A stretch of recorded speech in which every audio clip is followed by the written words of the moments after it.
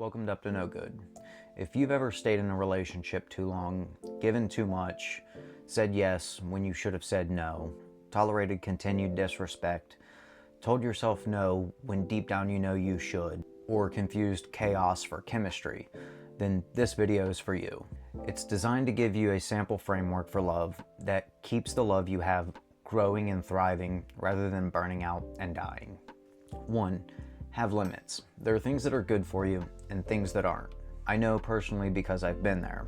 My arm is littered with scars from when I thought that love meant pain and suffering, where my ideas and my identity were a muddied mix of wanting acceptance but also not trusting enough to be vulnerable with people to allow them to get close enough to actually accept me. While I was there, I learned that there are things that we should do for ourselves that show us that we care about our own well-being. Things that we should engage in that improve the quality of our life over time. And with that improvement comes an increase in self-satisfaction. Think about anything you have going on in life right now. Now imagine doing it consistently for 100 days. Does the quality of your life get better or does it get worse? With most things you do, it should make the quality of your life better, not neutral and not worse. That would be like going to the same job for years and never getting a raise.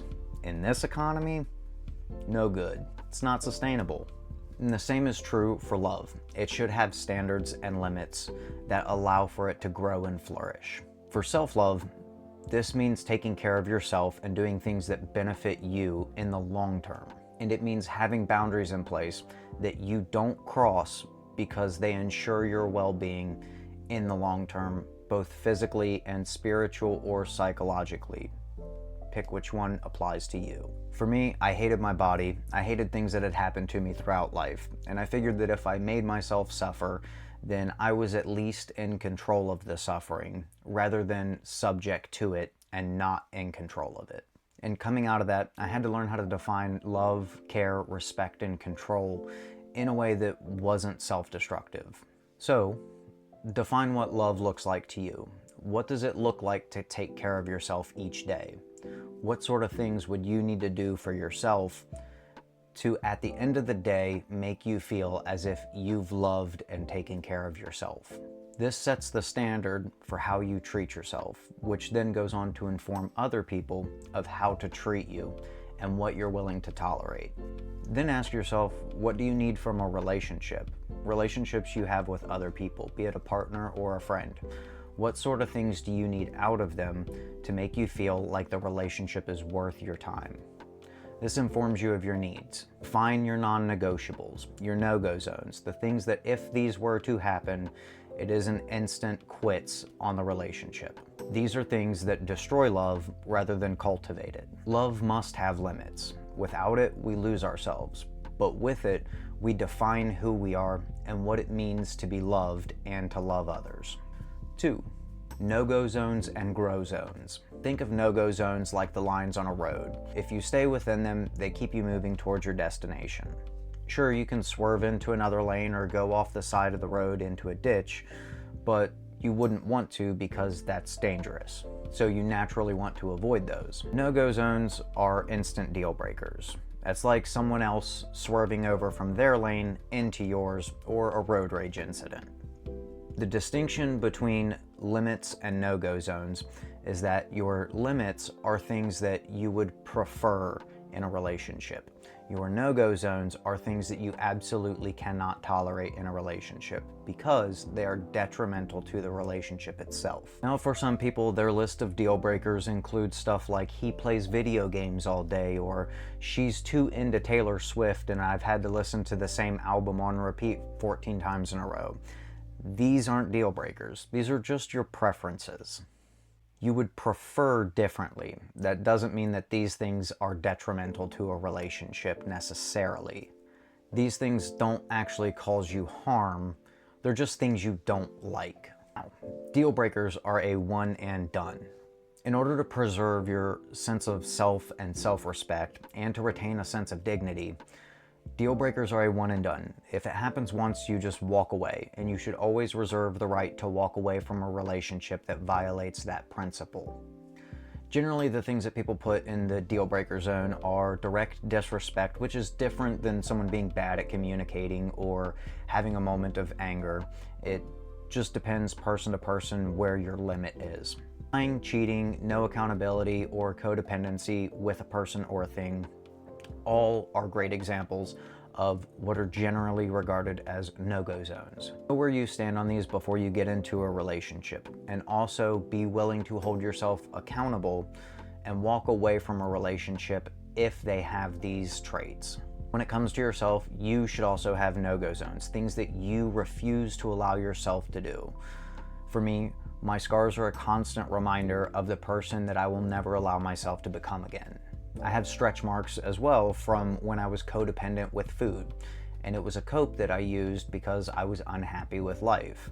I had an unhealthy relationship with my self-image, which I then used food to cope with. And this created a cycle of I was unhappy with me, used food to cope, which made me more unhappy with me, and then the cycle perpetuated. Now I'm more conscious of what I eat.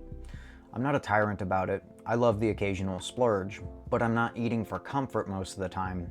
I'm eating for fuel. I'm not harming myself to feel control. I use the gym as an outlet to get that same effect. You should have no-go zones for yourself. Whether that's prioritizing sleep to make sure you're in a good state of mind to make better decisions throughout your day, whether that's eating right, fitness, ensuring you make time for friends and family, participating in hobbies, having goals, not talking down to yourself. Whatever the standard is for you that you need for yourself in your situation, make sure you have that standard and you hold yourself to it. Be sure you're not failing you. Additionally, in your relationships, you should know what you need from a partner, as well as what they need from you. If you don't know what you want out of a relationship, you probably shouldn't be getting into a relationship to begin with. You should investigate these things before you get into a relationship so you know exactly what you're looking for and nobody's time gets wasted along the way. I've been in relationships where I myself have been the person who was unsure, and I've been with people who are unsure. And I can tell you that the happiest relationship that I've found is one where both of us are putting in conscious, willing effort into the relationship. Because when you do it this way, all parties involved are moving in the same direction, and everybody can make a concerted effort to make the goals achievable, rather than both people not being on board with what the end outcome should be. And as far as needs go, how can you hope to have your needs met if you don't know what they are? And the same for a partner. How can you meet their needs if they don't know what they actually need from you, if they can't communicate it to you? And how can you expect a partner to be there for you and comfort you in your time of need if you can't communicate what that looks like to you? If either person in a relationship doesn't know if they even want to be in the relationship, then that relationship itself is already on a shifty foundation to begin with. Relationships built on poor foundations leave so much room for insecurity and miscommunication to fill in those gaps and slowly erode the relationship itself. This leads us to growth zones, things that ensure the success of the relationship. No matter if it's self-love or in a relationship with others, the things that are the boundaries and the parameters of the relationship should identify what would be harmful to the relationship and what would ruin it. By identifying these, it creates a foundation of mutual respect. If both people can agree to not violate these principles, then the relationship has the best shot at success. And this may sound very cliche, but from there, everything else is just honest communication. It's being transparent, open, and vulnerable with one another about your thoughts and feelings. And if you do this, it allows you to build a stronger bond together and share life and create memories all along the way. For me, my wife and I have an agreement where we're each responsible for our own well-being and care, which means we each have to maintain our own hobbies, our own connection to our communities outside of the relationship. This would be our friends and our family that are independent of the relationship itself. And the reason for this is that I can't make her feel good for engaging in her hobbies. I can't make her feel good by communicating with her family on my end. That's something she has to do on her own, and vice versa. And in this way, we're each responsible for our own well-being and our own self-care. Then when we come together in the relationship, we are more fulfilled as individuals, which makes the relationship itself more fulfilling.